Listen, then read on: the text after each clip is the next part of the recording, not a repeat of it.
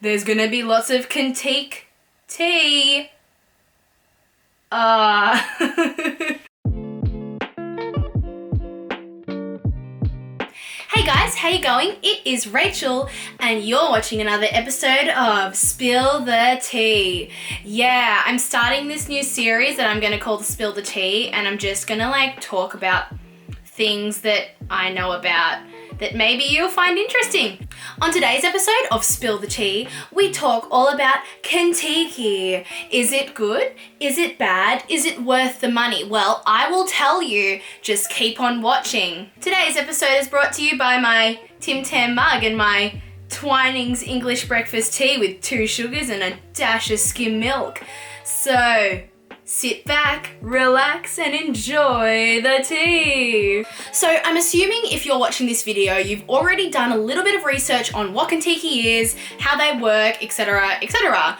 So they're a tour company dedicated towards 18 to 35-year-olds, and they run 350 different trips over 6 different continents. I specifically went on a European trip like most of us Aussies do. The trip I went on was called the Trail to Rome. It was a 16-day trip that covered 12 different countries. It was great. I loved it, and I definitely recommend it to you all. So in terms of price point, for my trip, I went in April of this year, 2019, and it cost me $2,841.50. And right now they're advertising it on the website from $2,667.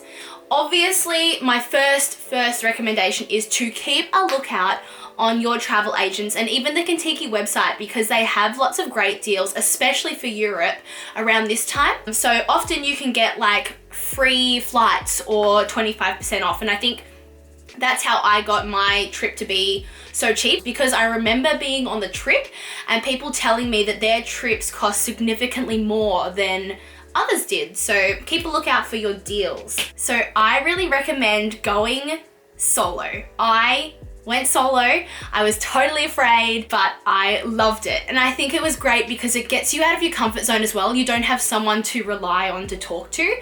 And that was great because I made so many different friends with so many different people who I probably wouldn't have talked to if I had a person with me.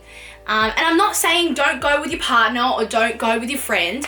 Obviously, if you have someone, go with them, because an experience like that is best shared with someone special.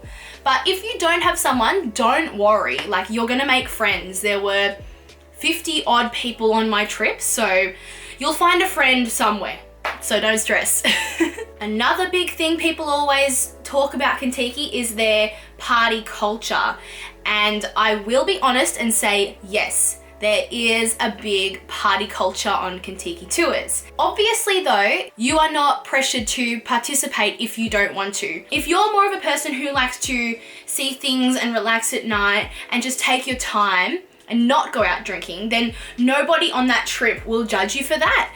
And I think that's the best thing, because everyone's there for their own reasons and no one is going to judge you just because you don't want to go out drinking one night. But obviously if you are into that party vibe, there'll be people you can connect with, and I think that's the best thing about being on a big trip like that. There are always people who may want to go out and there are always people who may not want to go out, and either way you're never alone, and I really like that. So Contiki recommends that you stay a night before your trip in the city that the trip starts, and I highly recommend this, and I highly recommend that you stay in the place that they offer you. So in London, they stay at the Royal National Hotel, and I decided to book an Airbnb for a whole entire week before that, somewhere quite far away from the Royal National Hotel. And that was great for the week that I spent, exploring London.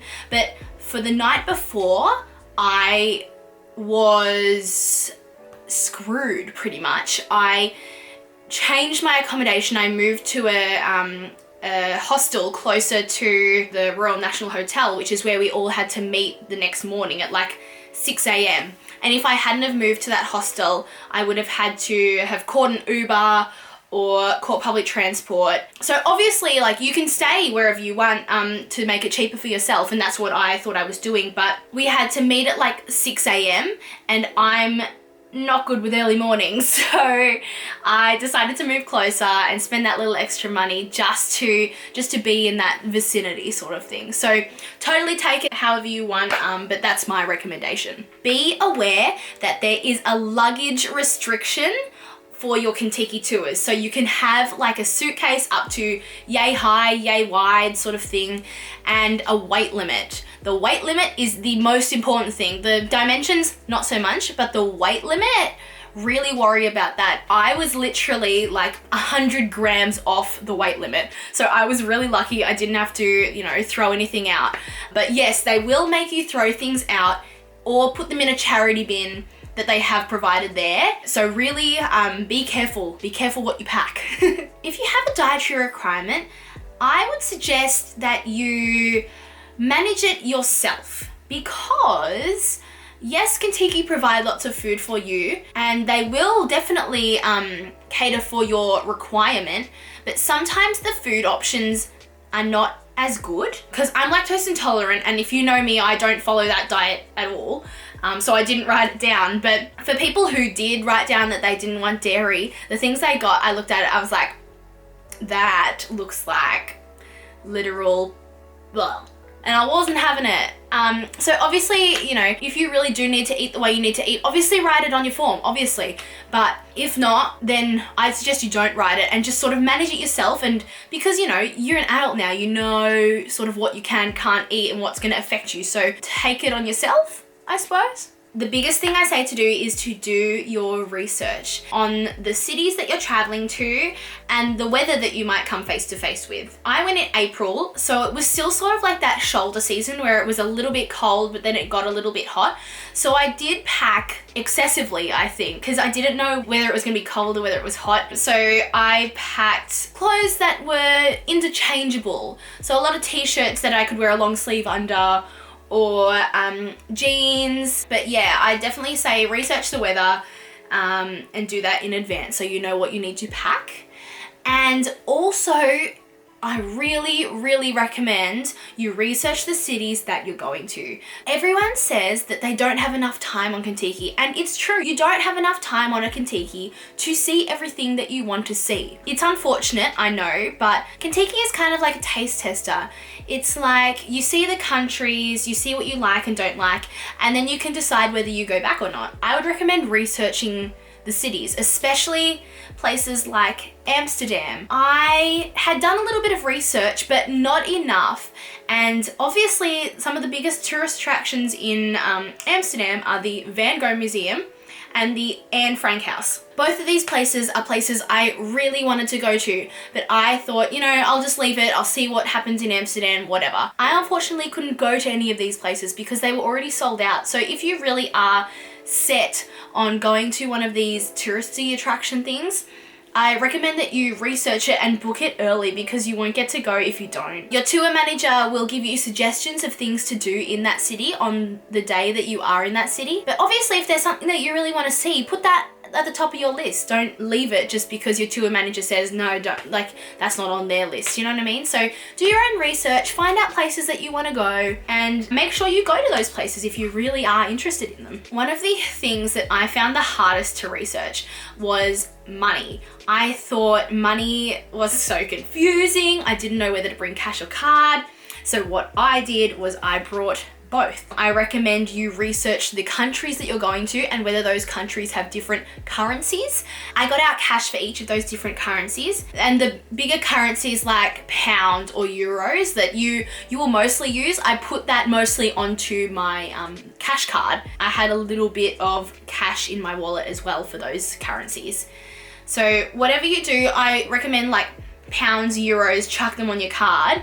But any of those smaller countries that have their own currency, I recommend you research that, research how much you think you'll need, and get that out before you go. Obviously you can use an ATM over there, there's no stress about that. Obviously it will cost a fee, so just be aware of all those fees and things as well. Check your cards, check what works for you, really. In saying that, you will need cash because toilets cost money in Europe. Yes, friends, if you don't have cash on you and you really need to pee, sometimes you can't because you need like a little coin to get in. So just really be aware of that. Okay, so I have a lot of advice about the bus because honestly, the bus is where you spend a lot of your time. You're on there maybe 8 hours at a time traveling from one place to another. So it becomes your home. And some of my bus advice is, yes, Contiki offer free Wi-Fi on the bus, but it is a limited amount, about 100 megabytes I think it is, and it only gets you so far. So if you rely on the internet and you want to upload Instagram pics or you want to talk to your friends, I recommend getting a SIM card. On our bus, music played all the time. I don't know if this is a thing for all Contiki tours, but our tour, there was always music in the background, which was great at some times, but like most of the time, especially on a long trip, you kind of just want to like shut it off. Do you know what I mean? Like, so I recommend you bring headphones to get you through, listen to a podcast, listen to your music, whatever you need. Bring a travel pillow. That's when you catch up on your sleep because you wake up early every single morning and you go out every single night, so you will need to sleep on the bus, and if you don't have a travel pillow you will suffer, and I promise you that. So bring a travel pillow, sleep on the bus, everyone does, don't be embarrassed, it's a good time.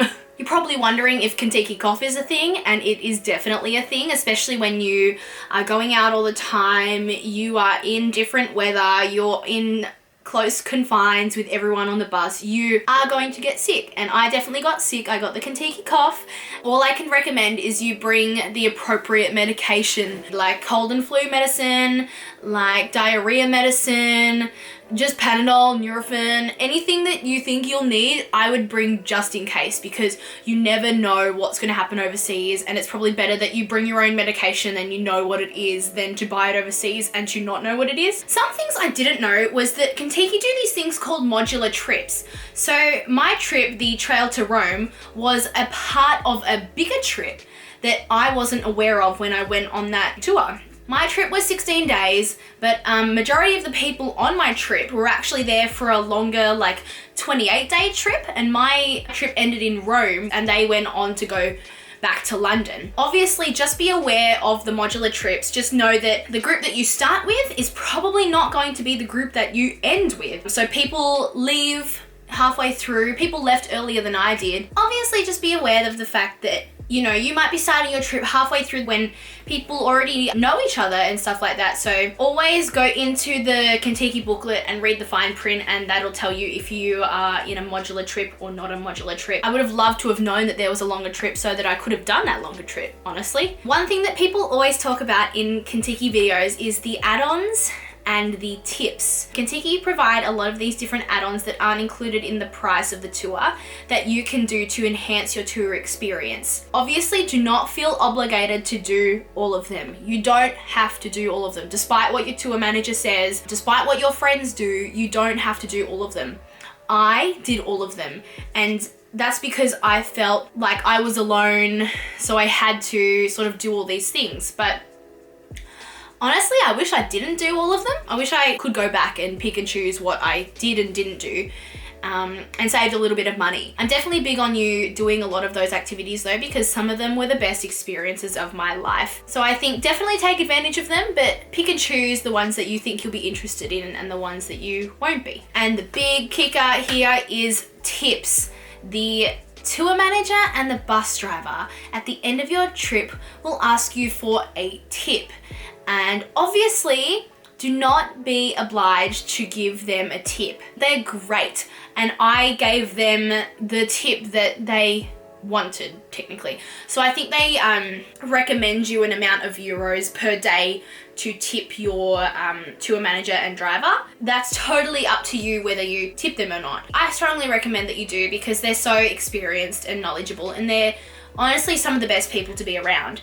But if you're on a tight budget and you really can't afford to tip them the however many euro it is per day, don't stress, don't feel obliged, because I did feel obliged, and now I'm like, oh, you know. I know a lot of couples went on my tour, and if you're planning on going with a friend or as a couple, just be aware that you might not be staying in the same room. especially if you're going with your romantic partner who is of the opposite sex of you.